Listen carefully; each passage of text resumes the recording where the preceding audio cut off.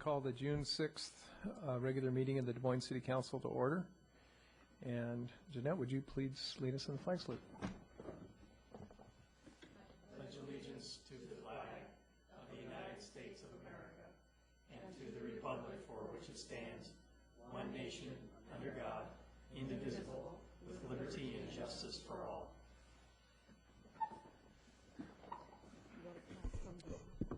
Thank you. I've got a drawer full. Let the record show that all council members, with the exception of Mayor Dave Kaplan, are here. Is there a motion to excuse? So moved. The motion was made by Councilmember Musser and seconded by Councilmember Burridge. That takes us forward to our correspondence. None, Your Honor. None. And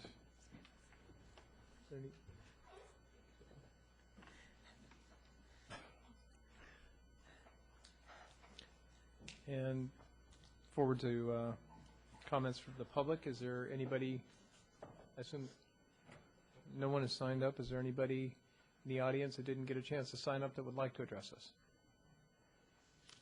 Seeing no one jump up or wave their hands, we'll move forward to board and committee reports and council member comments, starting with Councilmember Scott. Well, there's not much for me to talk about this week. The farmers market last Saturday was fantastic. I think Wayne estimated there were more than 4,500 people there.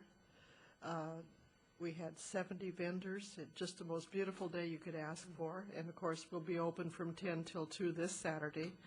At 4 o'clock this Saturday, if you are a gardener or if you are acquainted with Georgie Newpin, they're going to be dedicating a greenhouse into her at the Sanju Gardens at 4 p.m. on Saturday. And she's an avid gardener, has been all her life, and a wonderful human being and a great volunteer for the community. And that's all. No report? No report. I just wanted to second what Carmen talked about. Saturday was a very busy day and kept running into people all over town with the opening of the farmers market. And then I'd like to thank the North Hill Community Club for their annual summer barbecue that was not as well attended as we would have hoped it would have been, but it was a fun afternoon, and I thank those volunteers for standing out there on the blacktop and barbecuing for us, so thank you to them. And then ended our afternoon with the sculpture dedication art walk, and I just was amazed at how many people attended the dedication. I heard several artists say that, you know, they've donated their work to other causes and to other municipalities, other organizations, and that ours was one of the most well-attended dedications that they had been to. So thank you to our citizens and to the Arts Commission for all their efforts to make that successful. And that concludes my report. Thank you. I've just got one thing. A reminder that tomorrow from 6 to 9 at North Hill Elementary is their annual carnival. And the proceeds from tickets and bracelets and food vouchers go to the PTSA and help the children do extracurricular stuff throughout the year. So anybody that's interested, please join us. And that concludes my report. Thank you. Got a couple of things. Mayor Kaplan asked me to reach out to other council members and ask if folks were okay with the date of August 3rd for the budget retreat. I think he has 9 to noon planned there. That's correct, Your Honor, and I think most council members have responded to either phone calls or emails from me, but I think if each of you would right now just say yes you are or you're not or you don't know, available for the 3rd in August, that would be helpful. Start with Carmen. I said yes. Yep. Okay. I already responded. Okay. Yes? Unfortunately, yes. Yes. Well, that's a yes, so unless Dave says no. Mayor said he's available. Okay, we as well, got it so covered. That's set. Okay. Then since we met last time, there were 2 meetings of the Finance and Economic Development Committee. We had enough work that we had to find another time to get together. The topics that were covered, revisiting the Pacific Ridge Zoning Code, the parking code revisions for well, this is both downtown and the Ridge. Is that correct? Some of it is specific to the Pacific Ridge, and some of it is citywide. Yep. And then we dealt with some code enforcement revisions, and those items were actually covered in the second meeting. And those will be coming forward. We have a little bit more work to do there, and some potential sign code changes. We had a rezoning request, so we're taking a look at that. The staff is doing some more research on that so we can figure out what to bring forward to the council. So the two dates of those meetings, we met on May 28th, and we also met on Monday, June 3rd. And then tonight there was a meeting of the Public Safety and Transportation Committee. Highlights of that involved looking at our transportation improvement plan, the sound transit. We got an update on sound transit planning, and essentially that's in a spot where there's more to be done, but staff will be articulating, well, they'll be drafting a letter that will articulate some of the thoughts reflecting the concerns of the city, and that'll come forward to council. And then we looked at some traffic revisions around Des Moines Elementary and the field house, and had a brief discussion about the car wash property that was acquired on 216th when we started the Gateway project. So that's all I have. That concludes my report. Your Honor, well, I have a few things before I ask Dale Southwick to come up to give us our technology briefing. First of all, I'd sent an email to council letting you know that the city, along with the other cities in SCORE, was given an International City County Management Association annual award for community partnerships in the category of populations 50,000 and greater. 50,000 and greater for us because we are part of this partnership that covers way more than 50,000 people. I thought I would just give you a list of all the other projects, and in some cases individuals, who are receiving the award from ICMA. Those are going to be given out at the annual conference. It's an international conference in Boston this year, September. Lori is part of a ICMA committee looking at financing, and they have a meeting then. So she's intending to go to the conference, and she's going to accept on the city's behalf. But I believe a few of the other city managers who are named there are going to be going there and be able to get their award directly. Just want to point this out to you because, quite frankly, getting an ICMA award is a pretty big deal. It's not just national, but it's international. So a lot of other cities are able to, around the world, are able to submit for a variety of projects, and there's usually several dozen in each category that are nominated. So it's quite an honor for us to be getting this. Second, I believe we're going to ask, Dan, was it John? You or John? John, to talk just for a moment about Public Works at the Farmers Market.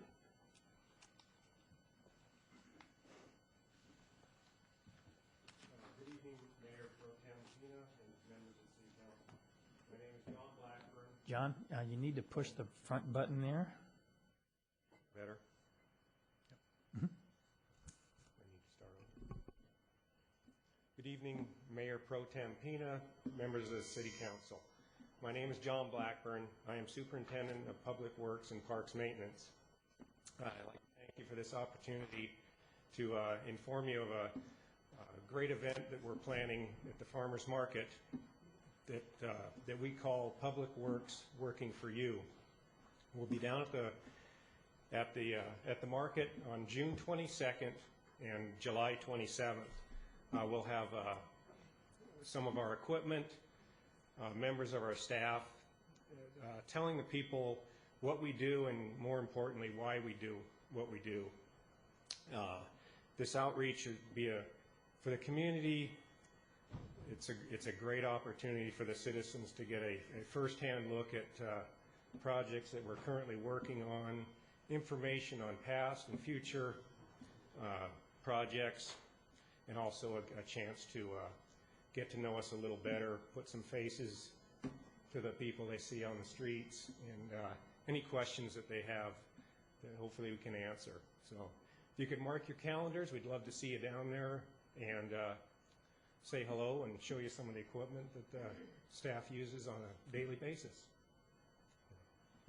Thank you. Great, thank you. And now I'd like to have Dale Southwick to come up and give you the technology productivity enhancements briefing that is on the agenda for tonight. I'll have you out in the sunshine in 9 minutes. Promises, promises. Good evening, Mayor.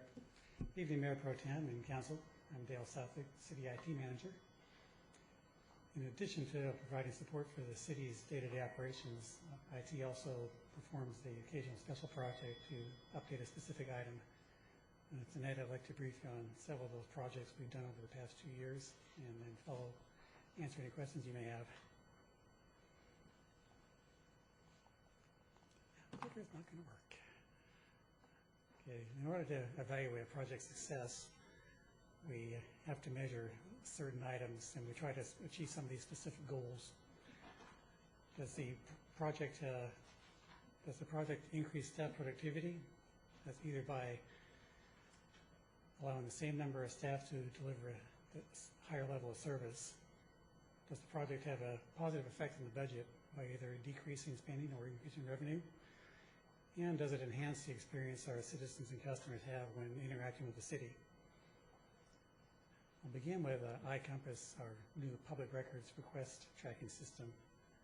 This software consolidated numerous departmental applications into a single citywide system. iCompass has made it easier for staff to ensure that the request deadlines are met. It's given management a better view of the overall volume of requests and the time spent fulfilling them. And most importantly, it has lessened the city's exposure to litigation due to missed deadlines. Next, we have AV Capture All, our video streaming system, which we're using here tonight. This system allows us to stream the council meetings or any other function held in this room, for that fact, live from the city website. For those watching the meeting on the website after it's been posted, the video is also linked to the agenda document. During the meeting, the city clerk inserts links into the agenda at certain points, such as the administrative reports or consent calendar. When viewing the video, you can just click on the link and jump directly to that time in the video instead of scrolling through like we've done in the past. And finally, it's reduced the processing time needed for posting on the city website, which is translated to the meeting being available online sooner.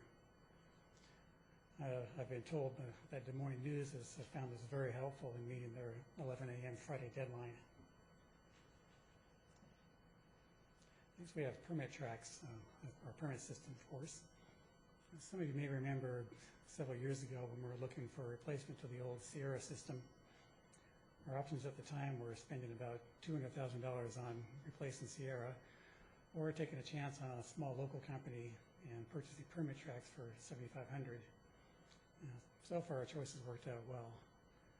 With permit tracks, we can finally offer the convenience of applying online for residential permits that don't require a plan review.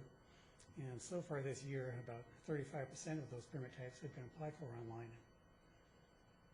Some of the other highlights of the system are that we can post all the permit information online and direct anyone requesting information to the city website instead of staff fulfilling the request. And we finally have a workflow in the permit process so we can track a permit's progress as it goes through the system. And the annual maintenance for permit tracks is $5,000 per year less than Sierra. And I like this part, and since it's a web application, we've really seen a reduction in the number of support requests when compared to Sierra. Next we have Sector. I'll skip the long acronym at the bottom. We just call it e-ticketing. With this system, there's a Sector software installed on the computer in the patrol cars, a barcode scanner, and a mobile printer. And during a traffic stop, the officer will scan the driver's license, which automatically fills in the ticket form with the driver's information. They then choose the infraction from a list and print the ticket. Sector has reduced the time needed to issue a ticket by 50%. It has increased the number of tickets, and it has reduced the wait time for issuing a ticket. You call them customers? Yes. Yes, That's I the did. first time I've heard that. To quote one of our officers, the less time they have to sit there being annoyed. the You better say it is. thank you for your business at the end? Yeah. Okay. Currently, we have 9 cars outfitted with Sector, and we hope to have the remainder of the fleet with it by July 1st. Next, we have the city website. I'm planning for the new website last year. Really, my primary goal is simply to improve the site's behind-the-scenes technology so we could have a more reliable website. But as the implementation progressed, I began to see that the new system had a super easy-to-use content management interface, which led me to the idea of, well, maybe I can get IT out of the content business and push that back to the departments. So we've started doing that, and at the moment, the city clerk is doing all of the council-related web content, and we're working on shifting the other departments. And by doing that change, we're starting to free up a lot of resources for IT to start concentrating on other projects. And another one of the more popular features we've seen on the website is the citizens request. That module, you may have noticed online, you can just go online and fill out a form and basically ask anything. But most of those, we're seeing about 20 of those a month, but most of them have been related to maintenance issues and code enforcement issues. But it's been proven to be really popular as compared to the old website. And as time goes by and we want to start doing other modules on the website, like maybe subscription lists to newsletters or maybe even a council blog, it's just a matter of turning on that module and we're good to go. And another thing that I like from the IT perspective is the hosting company. This is known as a software as a service. That's kind of where the hosting company, everything is on their site, all the software, everything related to the platform. So all the updates, they keep that continually updated. So if there's some new hot technologies that comes along, we've got it within a month. And now I'd like to talk about some of the future technology projects we had planned. One of them being a laptop for the council. We've discussed this subject many times in the past, and I'd like council to revisit the issue and decide if they want to move forward with using computers instead of paper. I'm not sure how to measure if having a laptop would increase council productivity, but I can say that electronically distributing agendas, packets, and all the other miscellaneous paperwork that council generates would save a lot of money in staff time, supply costs, and copier costs. As you can see, I've done some studies in the past, and we're spending anywhere $5,000–6,000 a year in staff time and supply paper costs, copier costs, just to generate those sometimes fairly large packets. Another project that I'll be looking at is soon is implementing a document management system so we can finally start beginning storing documents electronically instead of continuing to fill file cabinets full of paper. And Court has volunteered to be our test department when we're ready to start. And I left this off the slide, but one thing I'll be bringing to council later this year is we'll finally be replacing our almost 20-year-old phone system. So we've updated it, upgraded, and band-aided it as much as we can go. So it's time for a new one. So thank you for your time, and answer any questions you may have. Any questions? I have one. And I do as well. So my question is not of Dale, but it's of the council. When do you want your laptops? Yesterday? Well, are we doing laptops or tablets? I'm wondering now with the technology of tablets, for pretty much what we're looking to do would be email communication and document reading, if a tablet would be more cost efficient and more user-friendly. I've gone back and forth with that question many times, and I keep coming back to laptops would probably be a better and cheaper solution. From my IT management standpoint, all of our management tools we have right now are just made to manage Windows devices. And You're not going to, a Windows laptop, I don't know if you've seen the price of the Microsoft Surface, it's about $900. You throw in tax and some other licenses and you're over $1,000, whereas we can get a laptop that'll be more than sufficient for the council's needs for about $400, $450. So I'd really prefer to see laptops as opposed to an iPad or a Kindle or anything like that. I think one of the other comments about that is that when you look at having a keyboard, the ability to attach notes to documents, as so many of us do, and with the management tools of the city and also some of the advantages of extending licensing, it's probably the right place to start. So, Jeanette? I really like paper packets. I like to be able to look and like this. So I guess if we get laptops, I'm going to need some training on how to use them so that I can do similar things with a laptop. We will definitely provide training, and Bonnie Wilkins will also be well trained and be able to help you. And Councilmember Scheckler, I'll make sure that Vicki is well trained to. You're getting a little bit too close to the family. But I do have a question about the question. Are you being serious or what? I am being very serious. We've talked about it, and we've talked about it, but I We've think talked about it for years. I think it's time to do it. There's nothing to reinvent here. Lots of other cities have gone paperless with their packets. There will still be some paper ones available. Essentially, what we're going to do is take the packet as we have it now. We'll still put the page numbers on it, and we'll scan it into a PDF. Exactly. Yes. And just like we do right now, so you can see the packet material on the website. All you have to do is go to the website, download it, you've got it. Tony, I think the best question is not when do we want it, but when can you provide it? Dale? Don't want to commit myself to something too soon. Yeah, remember, so, this is being recorded. Okay. Screening live. I guess I could ask the question, when is the council planning the summer recess? Well, that may be the time to roll them out and do a little bit of training. Well, if you want to really go that route, you probably want to look for some time after August. That's doable. That's very doable. And one thing we might want to do to ensure the successful adoption is to look at the types of things we'll be doing with it, maybe have a conversation ahead of time so we make sure we have the right software. Get each of the council's concerns. For example, Councilmember Burge said, well, I want to know how to be able to do, create notes or whatever. And there are solutions there, but I think we need to make sure that we understand that rather than just deliver 7 laptops and say, here you go fight, win kind of a thing. So if we put together a bit of a plan, then we can do that, have some training. Oh, we have another opportunity for another retreat. How are you guys feeling about that?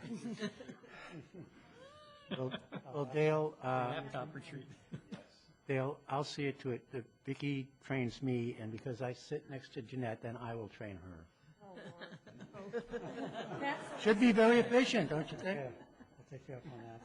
And actually, I do have the summer off from my bus driving job, so it'd be better for me to learn during August. So what we can do is we'll put together a set of a couple, 3 questions that we want to ask council about how you would use it, what your expectations are for functionality and features. Send that out to you. If you respond back to me or Dale, we'll figure that out. That way we then can put laptops together that meet your expectations. And then, yes, we'll have a good training session for everybody. Okay, and then understanding battery length and all that. Sure. So any other questions regarding just IT stuff in general? One over the phone system. Bob, go ahead. No, I just want to make a comment, though, that since Dale has come on board, I can't give you enough praise for all the things you've done. And for years, you were just working all by yourself, and yet you always kept up with everything, all the demands that we had. And I've heard from so many employees how you're Johnny on the spot. Whenever they have a problem, you recognize that it's important that they get that addressed quickly, and you help them out tremendously. I think staff adores you, and we hear about it all the time. Well, okay, some. Yeah. All right. Oh, But anyways, a compliment to you because I think you're doing a fantastic job for this city. Really do. A real quick question on the phone, if I could. So are you moving to a voice over IP kind of methodology? That's one of the options I'm looking at.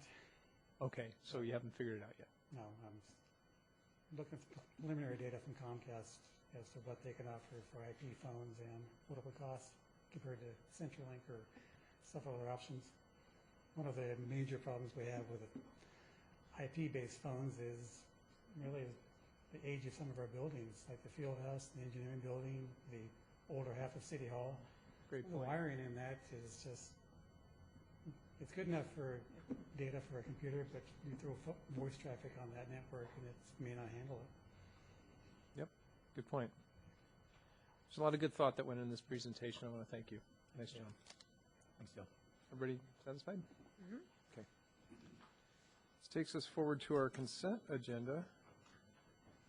Could we have the clerk please read the consent calendar?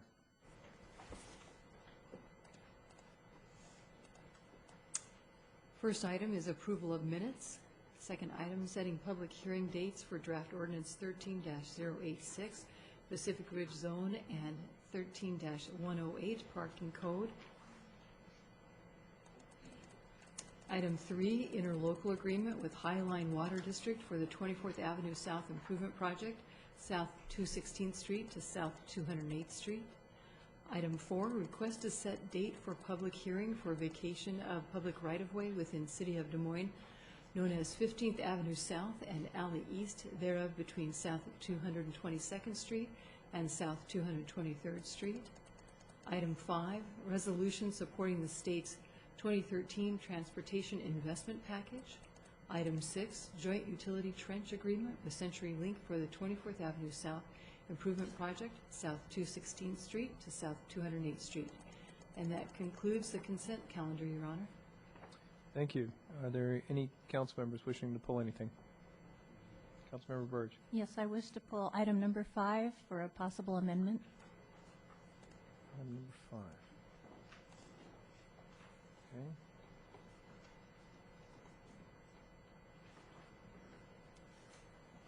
Anyone else? Okay, seeing no one. Do I have a motion to pass the consent agenda item minus item number 5? So moved? Second. Oh, we have a standoff. Second. Okay, Jeanette fired twice, so she wins. So the motion was made by Councilmember Lester and seconded by Councilmember Burridge. All those in favor, please raise your right hand and say aye. Aye. Aye. It passes unanimously. That takes us to item number 5, Councilmember Burridge. Yes.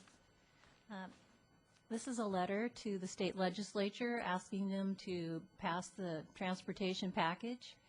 And there's something in there that a lot of people didn't realize. The state legislature has been taking money away from cities in various ways over the last few years.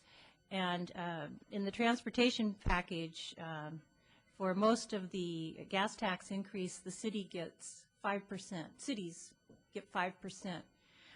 There's also a little proviso, though, in there that says if there's not enough funding, sufficient funding through tolls and other means to complete the 520 I-5 floating bridge thing, then the fuel tax will go up another 3 cents per gallon in July of 2015, and cities will get 0% of that increase.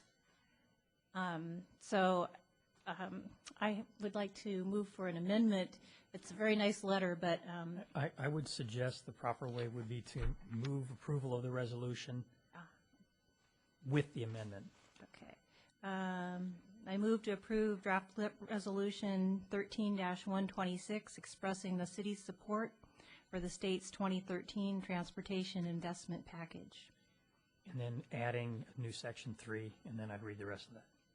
Okay.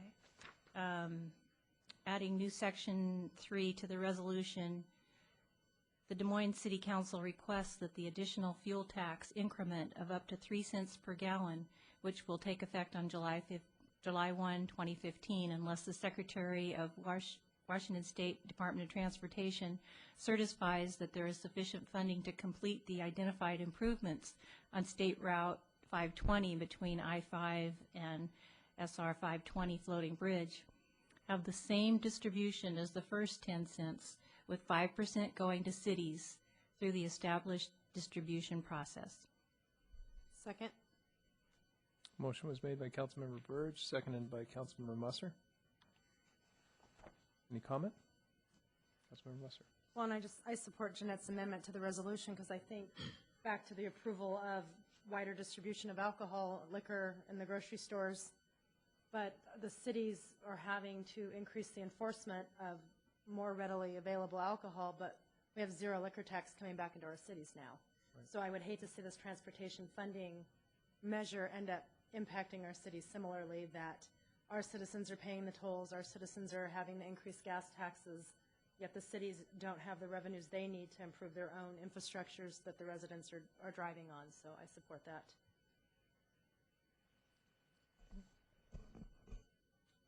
Councilmember Burge. Yeah, I just wanted to add that the Association of Washington Cities information did not include any information about this in what they put out. So I think it's important that we try to bring it to somebody's attention. Any further comment? All those in favor of the motion as read, please raise your right hand and say aye. Aye. Aye. Passes unanimously. I have one question. It's a procedural question. And I was debating whether I should pull it or not, but let me just ask staff about it. It's on page 5 of the minutes. We were talking about the surface water management rate structure. And it begins by saying that Councilmember Burge moved to amend the main motion, which she did. That's true. And that failed for lack of a second. But then it goes on to say that Councilmember Scott offered a friendly amendment to amend the proposed amendment. I don't know if I recall that being accepted as a friendly amendment. It was not. Okay. And if you look down at the bottom of that paragraph, it says the amendment passed 4-3. No, but I believe Councilmember It was a friendly amendment to my proposed amendment. Councilmember Scott did accept that. Okay. Or Councilmember Got Burge it. did accept So that from Councilmember it was a Scott. friendly amendment to the proposed amendment. Got it. Okay. Yep. Well, and proposed amendment. Okay. It's kind of a, Which already died. that's just weird. Never mind. Procedurally, that kind of strikes me as odd. Okay. Okay. All right, that takes us forward to new business. The April budget retreat follow-up from our city manager, Tony Kryasecki. Thank you, Your Honor. If you're to page 145 in your packet, that is attachment 1 to the extremely brief agenda item cover that I put together. And this is the document that staff put together, and I'm going to give credit where credit is due. Dan Brewer came up with this format, so thank you very much, Dan. And what we did is we just took all the listing of things that we talked about at the council retreat, and then I'm adding what it is we've been doing to follow up on all of those. So what I can do, if you want, if you haven't read through this carefully, is just walk through each one of these pretty quickly and then answer any questions you might have. So starting under the radical expenditure reduction ideas, we had our police department listed, and we talked about offering services to other police departments or talking with other cities to either regionalize police services or merge with them. What Chief Delgado and the police department have been doing is essentially getting our police department not just up to snuff, I think they're there, but making them the best police department in the region. So when we do approach other cities about providing service or merging or regional police type services and the like, we will be a very good-looking partner for them. And well, just at our last meeting, council authorized the recreation or the unfreezing of the administrative sergeant, which I think will go a long way toward making sure that we are putting together our department to be the best that it can be. There's also an attached memo from the chief to me that provides an awful lot more detail of all the things that they have been working on. Court. We had talked about contracting with other cities for us to provide them court, maybe doing regional services someday. So the first thing we did is we took a look at the space that we have for court. Do we have enough space to expand the amount of staff that we're going to need in order to provide court to another city? We're taking a look at rental spaces in Des Moines, both in the Marina District and Pacific Highway. We're looking at the space that we have here in the City Hall to see if there's any way we could reconfigure ourselves to be able to handle a larger court staff and more court activity. We've briefed the Municipal Facilities Committee, and I have reached out to another city in the region to see if they would be willing to go from district court to court services by Des Moines, and provided them some information about how we provide services to Normandy Park, and they are taking a look at that right now. Opportunities for collaboration with other cities in a variety of pretty basic services: streets, parks, mechanics fleet, building, code enforcement. Dan Brewer, our Planning, Building, Public Works Director, he's part of a King County Public Works Directors group that meets once every other month. And he's brought up that idea to them, particularly for those who are here in South County, and they will be exploring options over the next several months to a year. But in the meantime, we have done a very short interim contract with the city of Normandy Park to provide them maintenance administration support services. John Blackburn was here a few minutes ago talking about public works at the farmers market.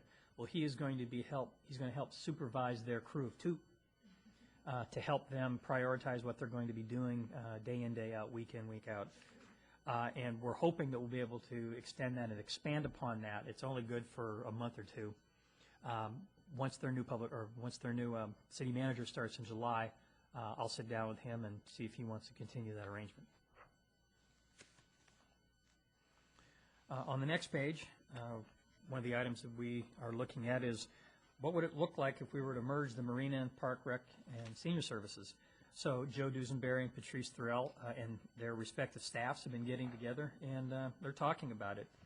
And what I've provided here is just a short summary of how they're going about what they're thinking about. They've met several times already. They've split themselves up into functional areas, and quite frankly, they're taking a look at some of the things they're doing and saying, you know, if we were to join forces, even if this council decides not to merge the departments, there are some things we can do together to make ourselves better. Marketing the services that we provide. They should be doing that jointly rather than Parks has one way of doing it and the Marina has another. So I'm pleased to say that they are moving along very nicely on that. Contracting with private sector for some of the services that were listed above, particularly in that item regarding street services, mechanics fleet, and the like. We do contract with a company called NLS for some of our landscape maintenance. We're going to evaluate the possibility to do even more. And one of the first items Dan's going to look at is fleet maintenance and see if there's opportunities for some privatization there. Leasing some of our vehicles and equipment. The police chief has volunteered to be the guinea pig for a study of police vehicles to see what it might look like budgetarily for us to lease those vehicles rather than to be purchasing them outright. Because we burn through them every 3, 4, 5 years. They get a lot of beating up and wear and tear. So it might be cheaper to lease those than it would be to buy them. We had talked about recombining planning, building, public works. We gave a presentation to you a couple weeks ago about how we have done just that, and we are in the process of merging the department back together and implementing all that. One of the things you saw was John Blackburn. He is now well, for those of you who've been around for a while, he's now the Frank Olson of the city again. Frank was our public works superintendent, so John is now doing the work that Frank was doing. Under extraordinary revenue generation ideas, I've asked the economic development manager and finance director to take a look at the items that you see here, estimating revenue from some of the larger developments that we know are going to be happening, and then taking a look at what type of revenue we might get from a variety of other very large type developments. And Hopefully Marion and Paula will have that work done by the end of the month. We have been asked to research revenue sources for our surrounding cities. We actually gave that to you at the retreat. Review and discuss a complete listing of all other possible revenue sources. In my mind, that means, are there any tax opportunities that we have not taken advantage of, either through councilmanic action or by voter action? Of course, we have in front of the voters in April the proposal to increase the utility tax for street paving. There's one, I'm sorry, did I say April? April, August, thank you. And we'll see how that goes. There's another 1 percentage point that we could go to the voters for. But one of the interesting options that council has is B&O tax. That can be done by gross receipts of a business, or it can be done on a square footage basis. And there are several cities that do either one or the other, or a combination of the two. And when we look at some of the development that may occur in the Des Moines Creek Business Park, there could be some very large buildings there that are actually generating very little revenue for the city beyond property tax and utility tax. Tony, you said that they could do a combination of. Mm-hmm. Can you do that? I believe the city of Can you Bellevue. say, well, this business gets this type of B&O formula, and this one gets a different formula? I believe you can. Because obviously, if you did that, the city of Bellevue has that. You were going to analyze it, see which one gets more profitable, right? Correct. Yeah. Somebody might raise a stink about that one. The next item was talking about bringing all properties between I-5 and 99, Kent Des Moines Road and South 272nd into Des Moines, essentially big chunks of Kent.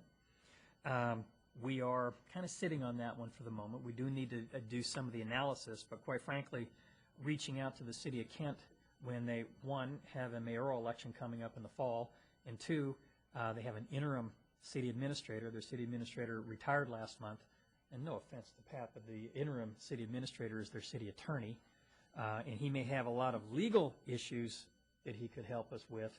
The financial issues, I'm not sure if that's something that would be his forte, and you can tell Mr. Brubaker I said that. Okay. Thank you.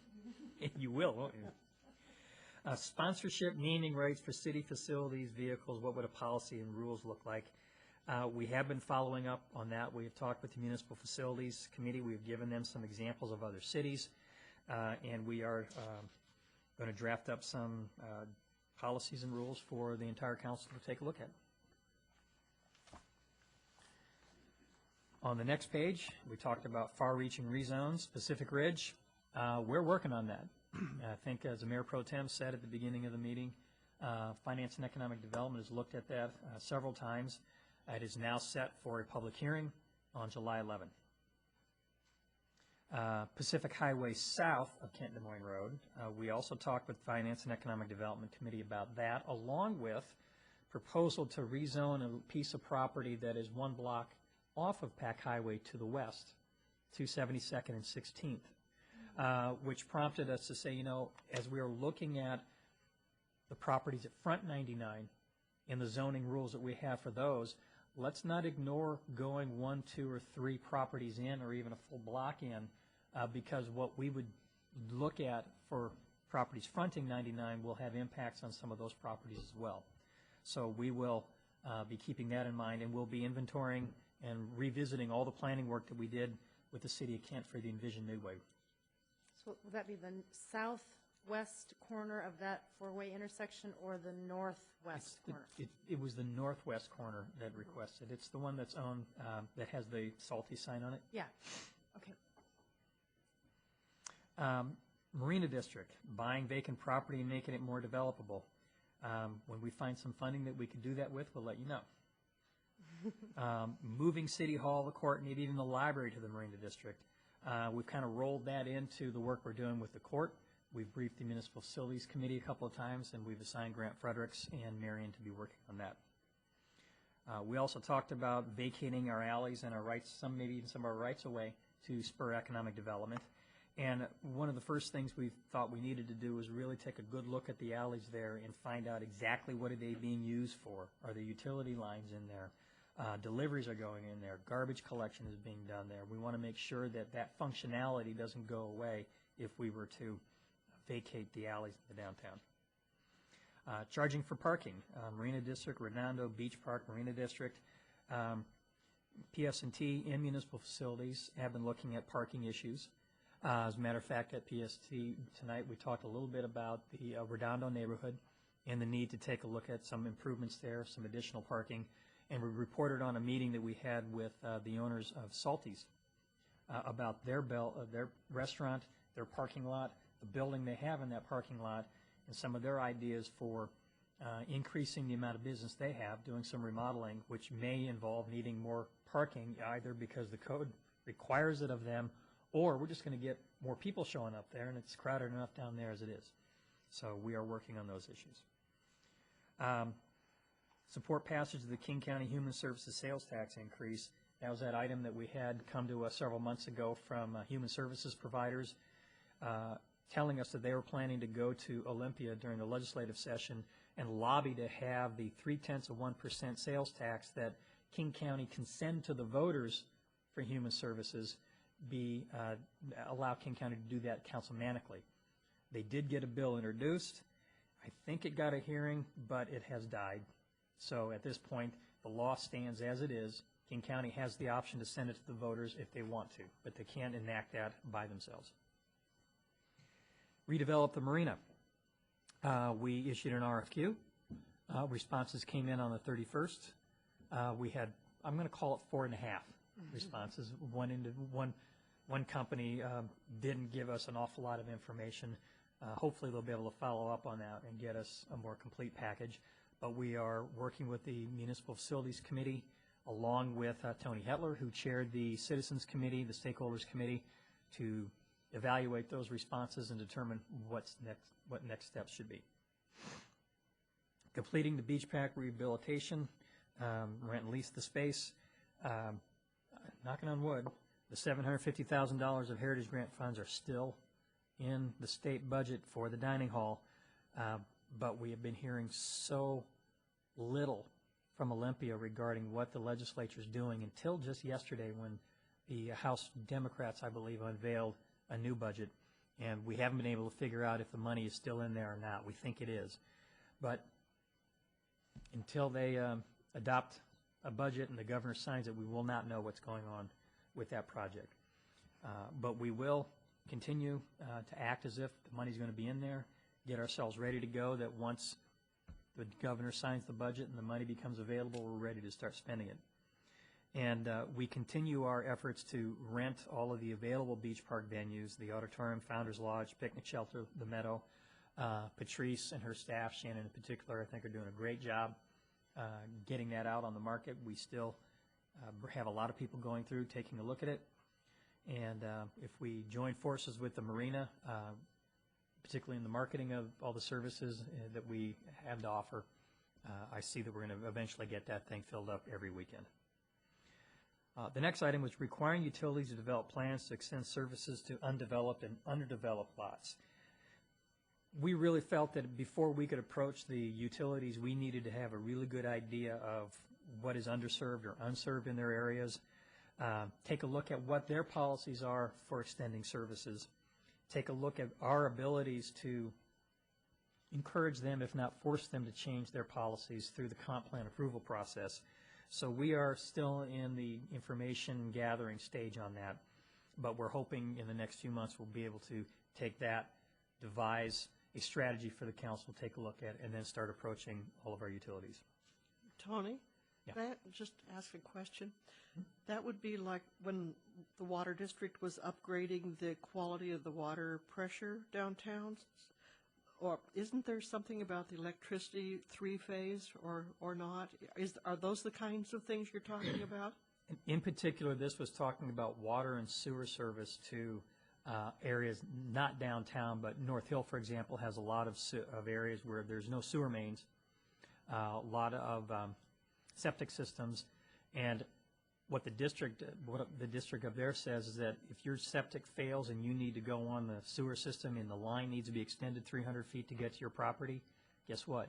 You extend that main 300 feet, you pay for it, then you enter into a latecomers agreement, and then as other properties hook up to that sewer main, you get reimbursed their share of it.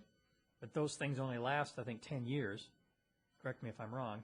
So if in 10 years, only 2 or 3 other properties hook up, guess what? That guy that spent a lot of money to extend that line ends up having paid for it. One possibility is through the comp plan processes, we could tell our sewer utilities, you need to come up with plans and when you're going to do it and how you're going to fund it to start extending those lines, and people will eventually hook up to them. As septic systems fail, they're going to have to hook up, and then they would be able to charge connection fees and pay for the extension of those mains, and that would allow some vacant property to develop sooner than later.